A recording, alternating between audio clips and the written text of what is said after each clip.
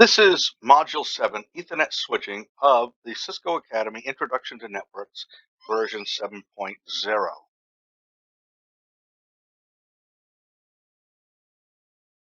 First, we will discuss the Ethernet frame, Ethernet being the most common form of network communications in the world today. Ethernet operates in the data link layer and the physical layer, and it is a family of networking technologies defined by the IEEE 802.2 and 802.3 standards. As you can see in the diagram, IEEE 802.2 is the logical link control, while 802.3 covers the MAC of the data link layer and all of the physical layer.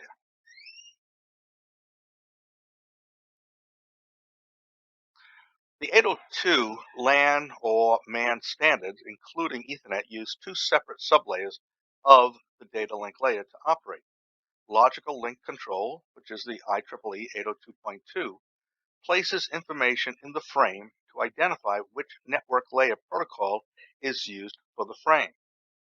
The logical link control sublayer is the connection point to the logical addressing taking place at the network layer. The MAC sublayer, which is IEEE 802.3, 11, or 15, is responsible for data encapsulation and media access control and provides data link layer addressing. As discussed in the previous chapter, the data link layer is our focal point between the physical and the logical, whereas the logical link control sublayer works to connect with our logical addressing at the network layer, while the MAC sublayer puts it into a format for whatever technology we are going to send the data out on, whether it be Ethernet, fiber, wireless, or some other type. The MAC sublayer is responsible for the data encapsulation and accessing the media. For Ethernet, the IEEE 802.3 data encapsulation will include the following: the Ethernet frame. This is the internal structure of the Ethernet frame. The Ethernet addressing. And the Ethernet frame includes both a source and destination MAC address to deliver the Ethernet frame from Ethernet NIC to Ethernet NIC on the same LAN. Ethernet error detection. The Ethernet frame will also include a frame check sequence trailer used for error detection. The frame check sequence is most commonly a cyclic redundancy check, or a mathematical way to see if the frame has been corrupted in any way or changed in any way from the source to the destination.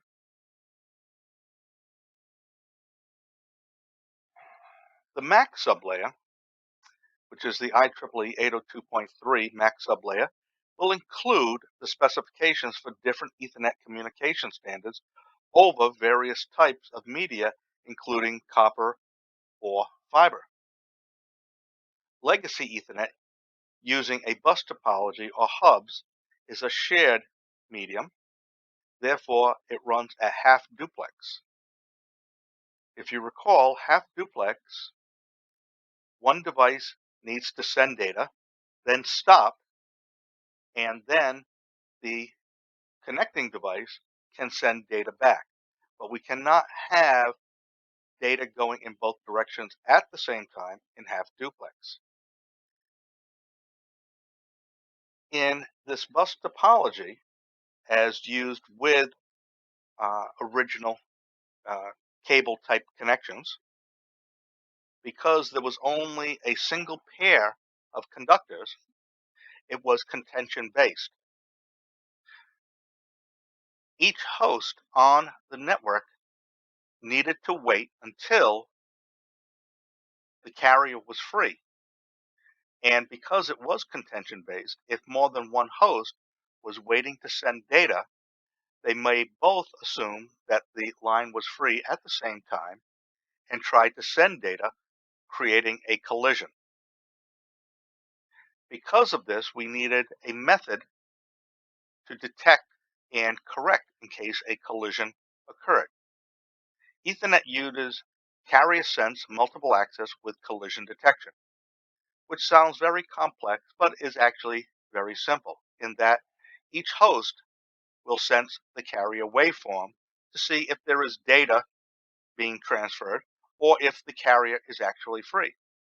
Multiple access just means that we had more than one host or system on the connection so that they had to contend for access. And then collision detection.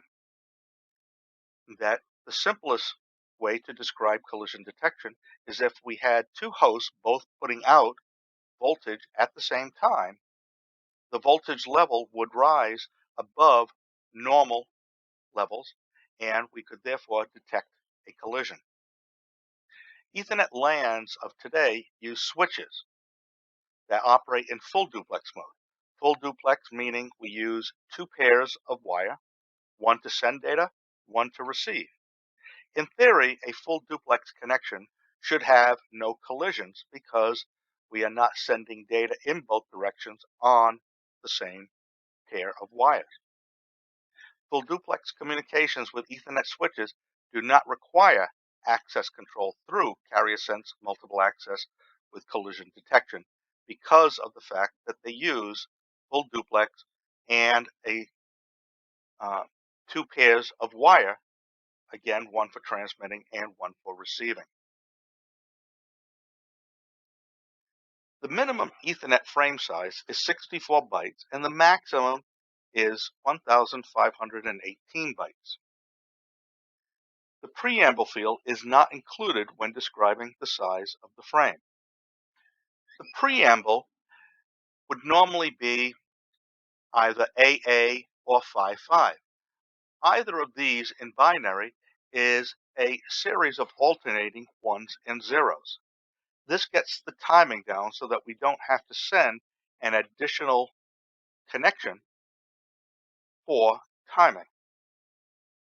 At the end of the preamble, instead of ending with a 10 or a 01, it would end with a 11. This then tells the receiving system that the next bit is part of the destination MAC address. In Ethernet, any frame that is less than 64 bytes in length is considered a collision fragment or a runt. On a switch, if we take a look at a connection, it will tell us if it has received any runt frames. It would also tell us if it has received any giant frames. A giant frame would have more than 1,500 bytes of data, and they are considered either a jumbo or baby giant frames. The 64 bytes you will see again when we talk about how switches actually switch data. If the size of a transmitted frame is less than the minimum or greater than the maximum, the receiving device will drop the frame. Drop frames are likely to be the result of a collision or other unwanted signals. They are both considered invalid. Jumbo frames are usually supported by most fast Ethernet and gigabit Ethernet switches and NICs. As we can see in the diagram, 8 bytes are used for the preamble and the start of frame delimiter. It is then followed by 6 bytes of the destination MAC address. It is then followed by 6 bytes of a source MAC address. A MAC address, as we will see later in this chapter, is 48 bits. Therefore, 6 times 8 is 48. We then have a field. It is either a type or length field, and it is 2 bytes. If this field is less than 1518, it tells us the length of the frame. If the field is greater than 1518, it tells us what type of data, such as IPv4, IPv6, that we are carrying.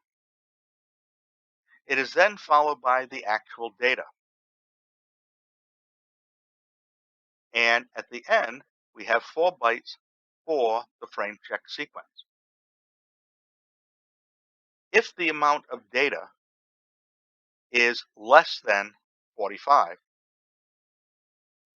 then we would have to pad the frame to bring it out to the minimum of 64 bytes.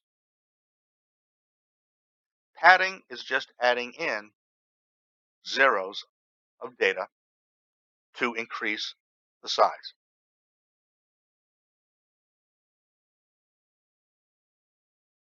The MAC address, an Ethernet MAC address consists of a 48-bit binary value expressed using 12 hexadecimal values. Given that 8 bits, or 1 byte, is a common binary grouping, binary 00000000 to 11111111 can be represented in hexadecimal as the range of 00 to FF. When using hexadecimal, leading zeros are always displayed to complete the 8-bit representation. As an example, the binary value of 00001010 is represented in hexadecimal as 0A. Hexadecimal numbers are often represented by the value preceded by 0x, as in the example 0x73, telling us that it is 73 in hexadecimal rather than decimal. Hexadecimal may also be represented by a subscript of 16, or the hex number followed by an H, indicating that it is hexadecimal. In an Ethernet LAN, every network device is connected to the same shared media. So MAC addressing provides a method for device identification at the data link layer of the OSI model. The MAC address is a physical address and is programmed by the manufacturer into the network card. The Ethernet ports of a switch would have an individual MAC address for every single Ethernet port. In theory, there are no 2 MAC addresses the same throughout the world. Although for the number of years that devices have been made, this leads into a question of whether MAC addresses have been reused. An Ethernet MAC address is a 48-bit address expressed using 12 hexadecimal digits. Because a byte equals 8 bits, we can also say that a MAC address is 6 bytes in length. All MAC addresses must be unique to the Ethernet device or Ethernet interface. To ensure this, all vendors that sell Ethernet devices must register with the IEEE to obtain a unique 6 hexadecimal or 24-bit 3-byte code called the Organizational Unique Identifier, or OUI. An Ethernet MAC address consists of 6 hexadecimal vendor OUI code followed by a 6 hexadecimal vendor assigned value. Large vendors will have multiple OUI codes.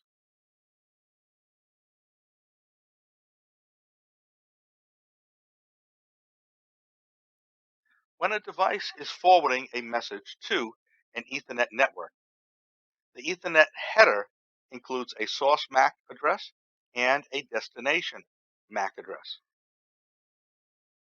When a NIC receives an Ethernet frame, it examines the destination MAC address to see if it matches the physical MAC address that is stored in the RAM. If there is no match, the device will discard the frame.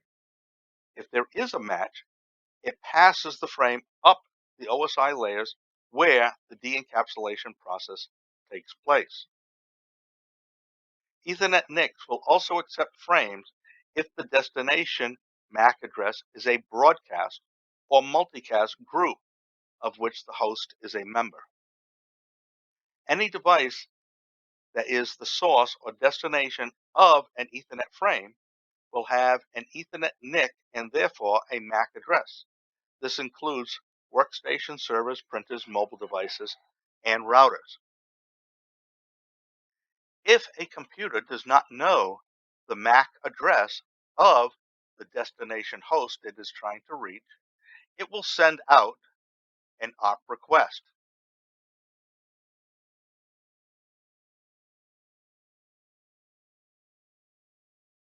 An ARP request, address resolution protocol, will be broadcast out on the network to all systems. The system with the IP address that matches the request will respond with its MAC address. So the ARP request will return a MAC address. We also use reverse ARP.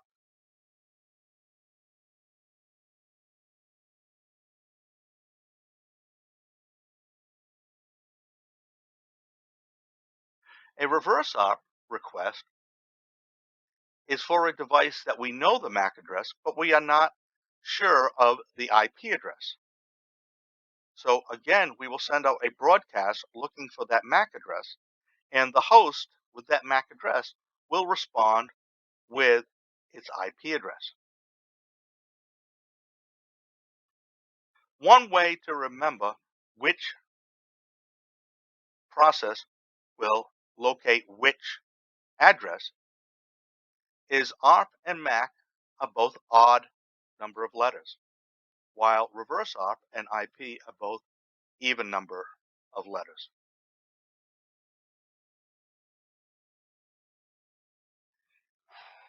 In Ethernet, different MAC addresses are used for layer 2 unicast, broadcast, and multicast communications.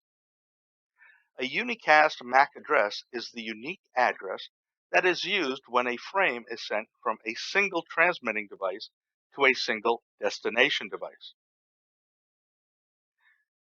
The process that a source host uses to determine the destination MAC address associated with an IPv4 address, as previously mentioned, is known as address resolution protocol. The process that a source host uses to determine the destination MAC address associated with an IPv6 address is known as neighbor discovery. Neighbor discovery will be discussed more in a later chapter. The source MAC address must always be a unicast. A source cannot have a broadcast MAC address assigned to it.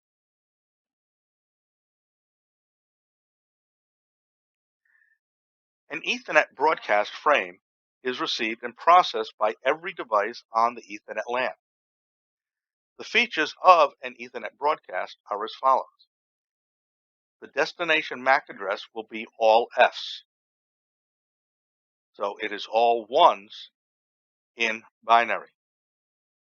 It is flooded out all Ethernet switch ports except the incoming port, and it is not forwarded by a router. A router will not forward a broadcast, whether it be at layer 2 or at layer 3.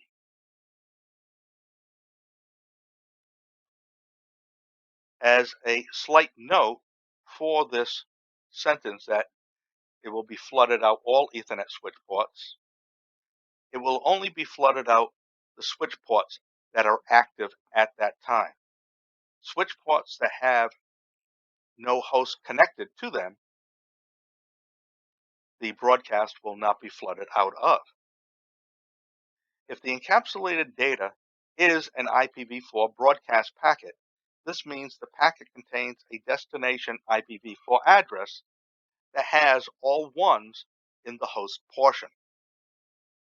This will be additionally discussed in Chapter 11, dealing with network addressing. This numbering in the address means that all hosts on that local network or the broadcast domain will receive and process the packet.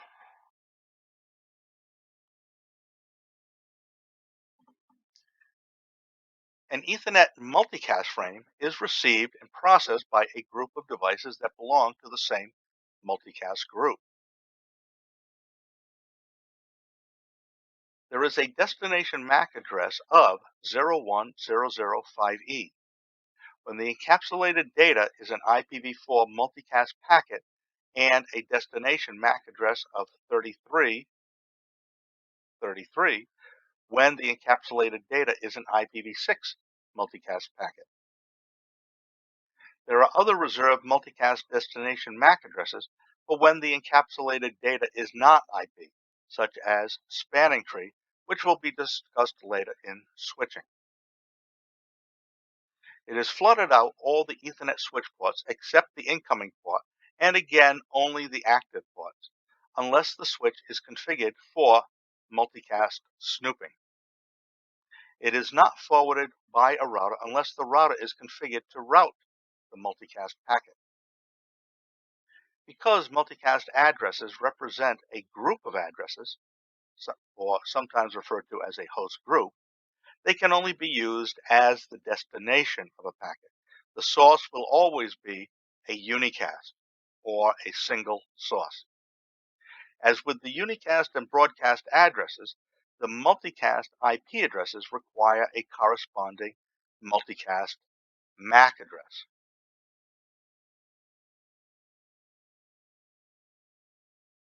As we see here, the source is unique,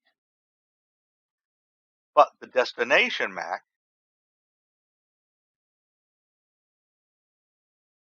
begins with the 01005E, where it's then followed by 0000C8. C being the equivalent of A being 10, B being 11, C being 12, and 8, or 12 times 16, because we are in hexadecimal,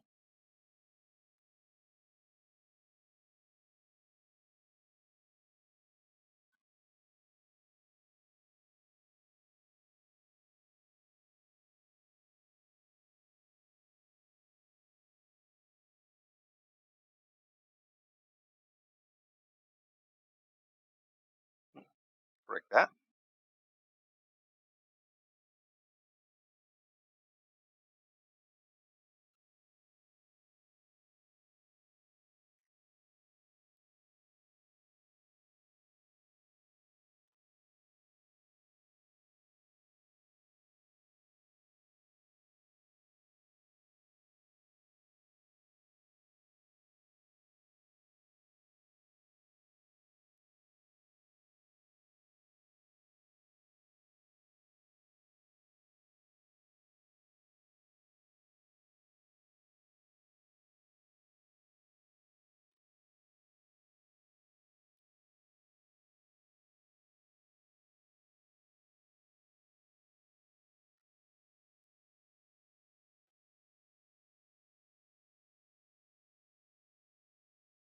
As we can see here, that 12, or C, times 16 is equal to 192.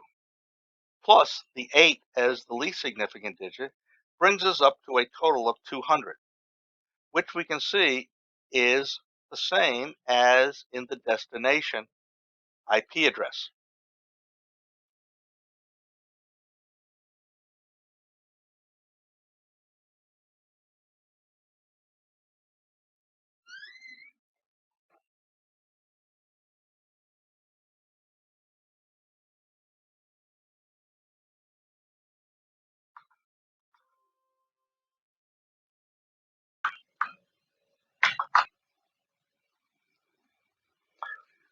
We can look up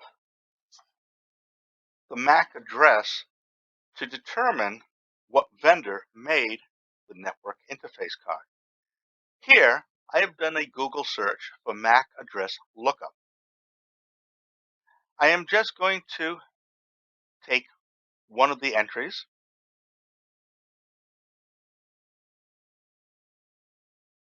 I will use this, MAC address lookup, MAC address vendor lookup. I have looked up the MAC address on my computer, and it is 7085C2 556C30. Although I do not need the last 3 groupings, I only need the first 6 actually to tell me who made my network card.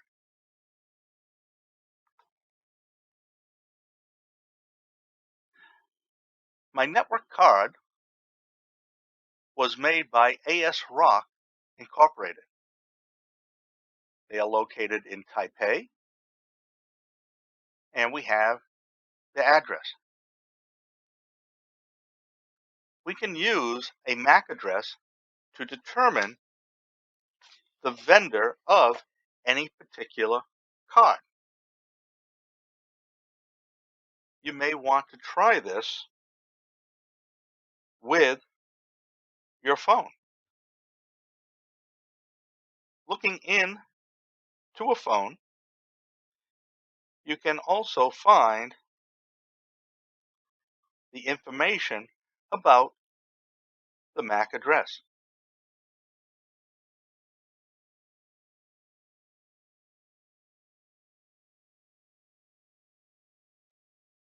I am looking in my phone now to find the MAC address. My Wi-Fi address begins with 5433CB.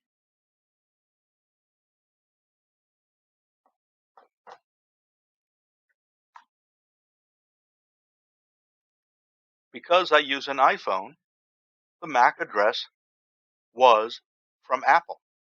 And here you can see we have the address and what type of assignment the MAC address was assigned to.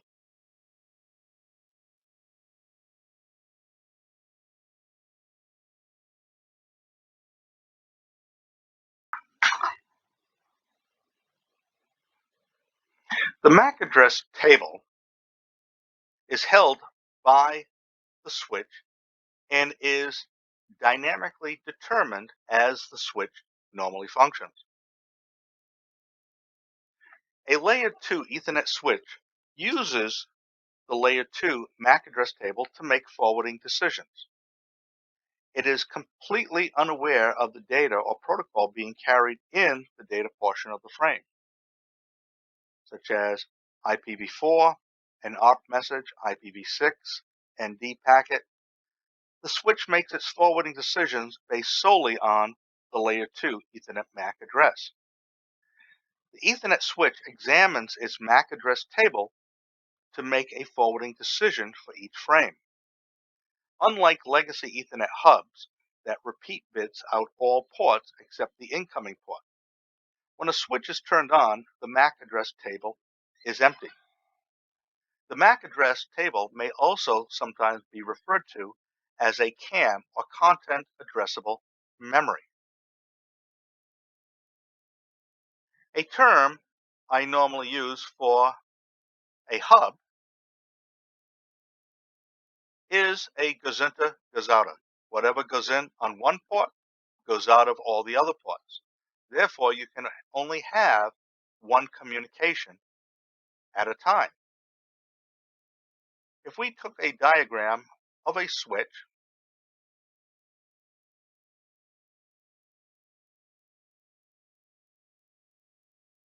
and for simplicity,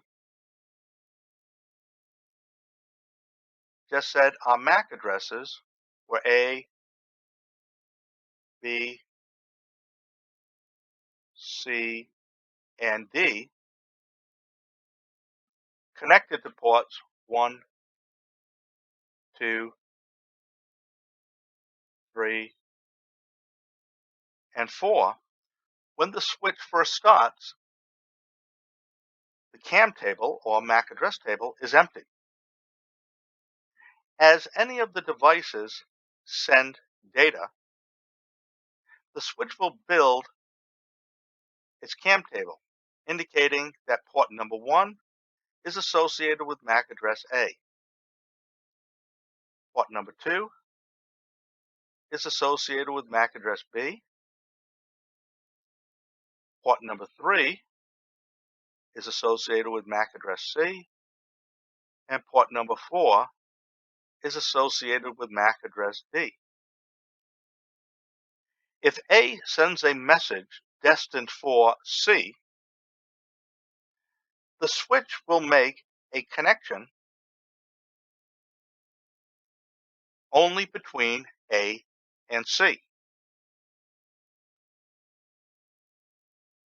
If B wants to send a message to D, the switch will make an additional connection between A and D. This ability to have multiple one-to-one connections going on in a switch is referred to as micro-segmentation. A switch can have, obviously, many communications or many computers connected one to another, all communicating at the same time, whereas a hub can only have one source sending data, multiple sources receiving data. The switch, therefore, is much more efficient because with the same number of lines, we can have multiple conversations at the same time. One attack that is made on switches is to create phony MAC addresses to fill up the CAM table. Once the CAM table is filled, the particular VLAN that has been filled as far as the CAM table is concerned will then act like a hub. Therefore, an attacker could sit at any port associated with the switch and see all the data that is being transmitted and record that data. We have particular ways in security to stop this from happening.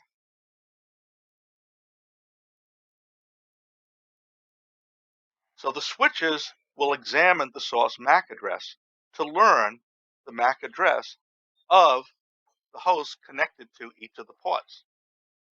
Every frame that enters a switch is checked for new information to learn. It does this by examining the source MAC address of the frame and the port number where the frame entered the switch. If the source MAC address does not exist, it is then added to the table along with the incoming port number. If the source MAC address does not exist, the switch will update the refresh timer for that entry. By default, most Ethernet switches keep an entry in the table for 5 minutes. If the source MAC address does not exist in the table, but on a different port, the switch treats this as a new entry, and the entry then replaces the same MAC address, but with the more current port number.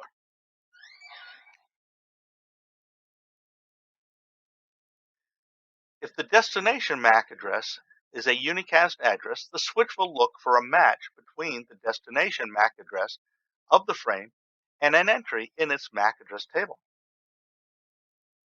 If the destination MAC address is in the table, it will forward the frame out the specified port. If the destination MAC address is not in the table, the switch will forward the frame out all the ports that are active except the incoming port, and that is called as an unknown unicast. Once the computer with the MAC address that is being searched for responds, an entry will be made in the MAC address table. If the destination MAC address is a broadcast or multicast, the frame is also flooded out all ports that are active except the incoming port. As a switch receives the frame from different devices, it is able to populate its MAC address table by examining the source MAC address of every frame. When the MAC address table of the switch contains the destination MAC address, it is able to filter the frame and forward it out a single port. As I showed earlier, the switch will build the CAM table, and as communications take place, it will learn what MAC addresses are on which port. As in this example, it has already learned the MAC addresses for port 1 and port 4. Therefore, when communication comes in from A and destined for D, the switch will look in its CAM table and determine that port 4 is the port connected to host D.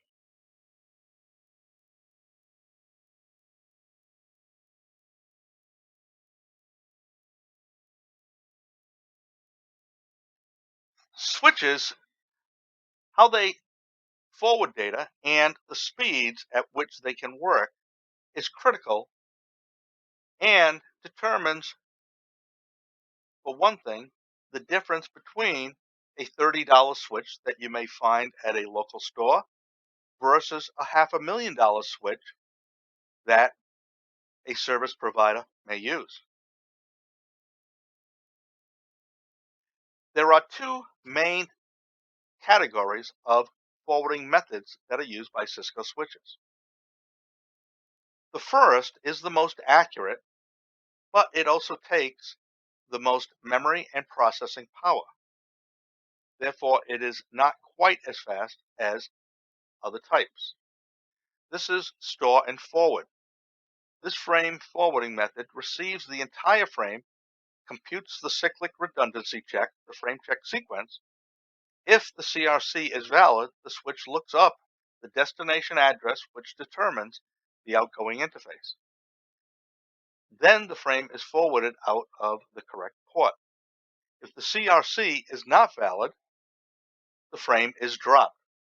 Store and forward creates the most accurate switching because we are forwarding frames that have not been corrupted and are considered authentic. To speed the process, we use cut-through switching. And in cut-through switching, there are two types. This frame forwarding method forwards the frame before it is entirely received. At a minimum, the destination address of the frame must be read before the frame can be forwarded. Under cut-through switching, we have two types. The first being fragment-free. Fragment-free waits until we have 64 bytes. You may recall that number of 64 from a previous slide being the minimum size of an Ethernet frame. Most collisions will occur prior to 64 bytes. So if we get to 64, we assume that the frame is a small frame, but not a runt, and has also not been corrupted. We do no cyclic redundancy check. Once we get to 64 bytes, the frame is forwarded out the destination interface. A faster method is, again, under cut-through switching and is referred to as fast forward. Fast forward does not wait for us to get to that 64-byte threshold. It waits until we have the destination MAC address, and then the switch will forward the frame out the interface that is associated with the destination MAC.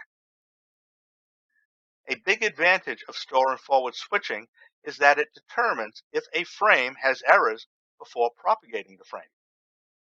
When an error is detected in a frame, the switch discards the frame. Discarding the frames with error reduces the amount of bandwidth consumed by corrupt data. Store and forward switching is required for quality of service analysis on converged network, where frame classification for traffic prioritization is necessary. Some of these types of traffic that must have priority would be voice over IP, video over IP, or data streams that need to have priority over web browsing.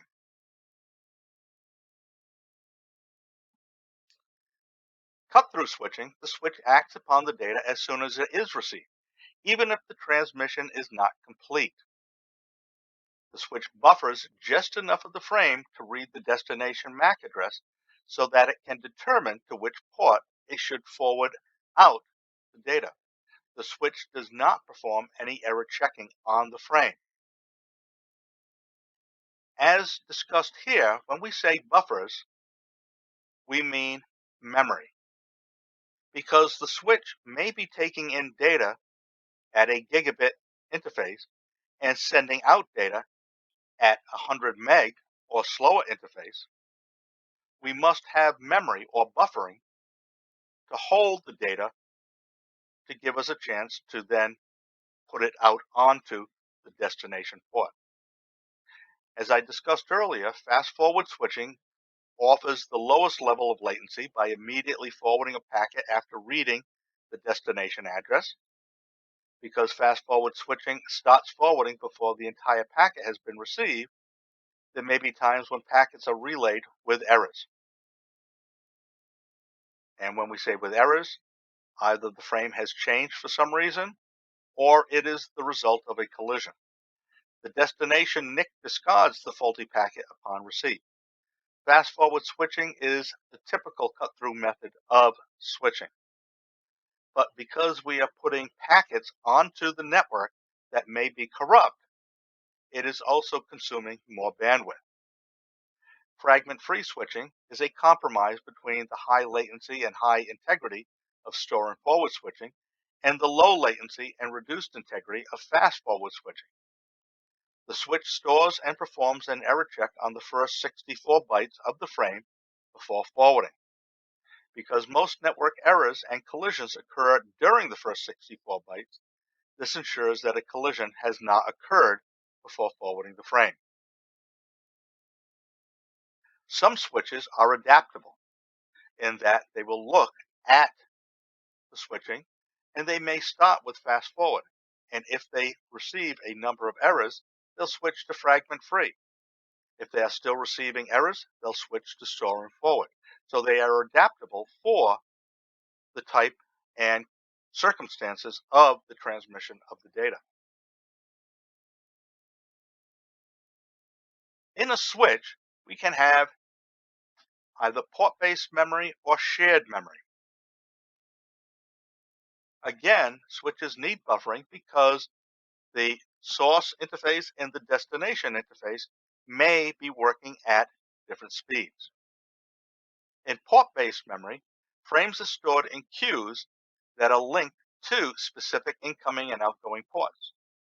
A frame is transmitted to the outgoing port only when all the frames ahead in the queue have been successfully transmitted. So it is possible for a single frame to delay the transmission of all the frames in memory because of a busy destination port. This delay occurs even if the other frames could be transmitted to open destination ports. Shared memory deposits all frames into a common memory buffer shared by all switch ports, and the amount of buffer memory required by a port is dynamically allocated. The frames in the buffer are dynamically linked to the destination port, enabling a packet to be received on one port and then transmitted on another port without moving it to a different queue. The shared memory buffering also results in larger frames that can be transmitted with fewer drop frames. And this is important with asymmetric switching, which allows for different data rates on different ports. Therefore, more bandwidth can be dedicated to certain ports, such as a server.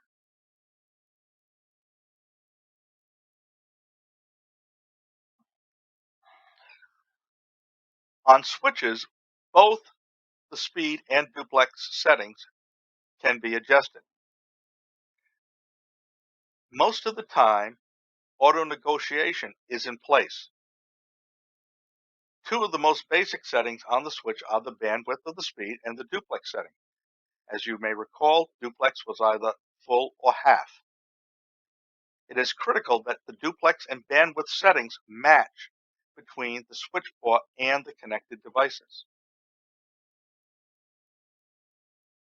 On a port in the command line, you can change to be either full or half duplex, or the speed that the particular port can work at.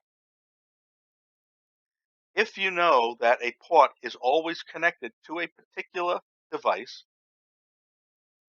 it is wise to then set the duplex and the speed for that device.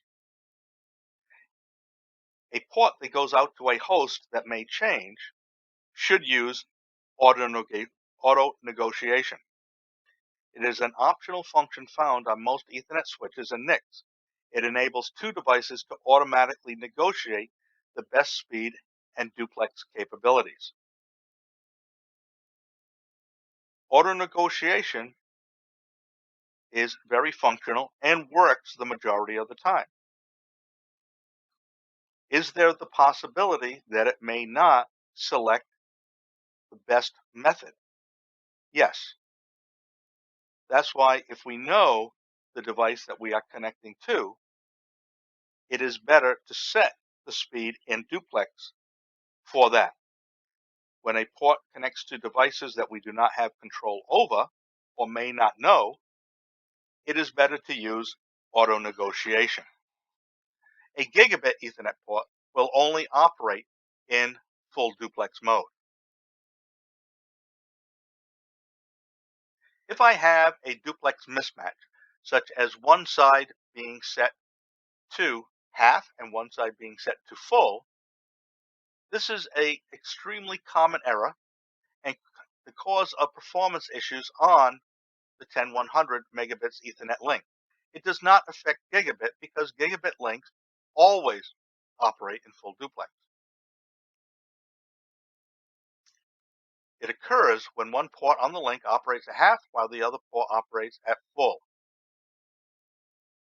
And this can occur naturally when one or both ports on a link are reset, and the auto negotiation process does not result in both link partners having the same configuration.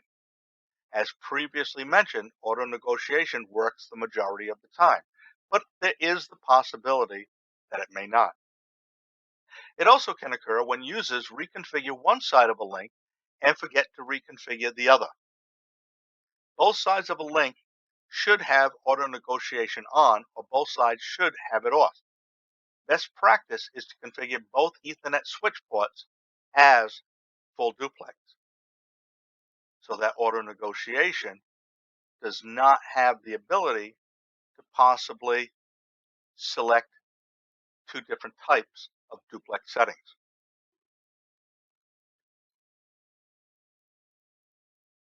Most modern switches and routers have auto MDIX.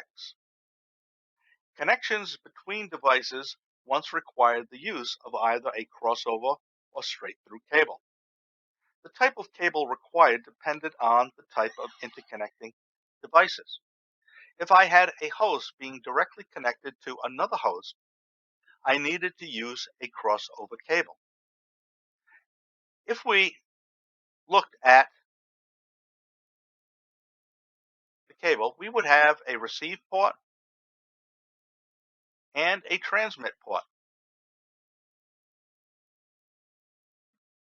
The device that the cable is connected to would also have a receive and transmit port. A straight-through cable would be connecting transmit to transmit and receive to receive, while a crossover transmit would be connected to receive, and on the opposite pair, transmit would be connected to receive. This is where the term crossover comes from. If I was connecting a switch port directly to another switch port, I have switch ports of like types. Therefore, I would need a crossover cable. If I was connecting two computers together, again, a crossover cable. Or two routers together, a crossover cable. Or a router to a host. That would also require a crossover cable.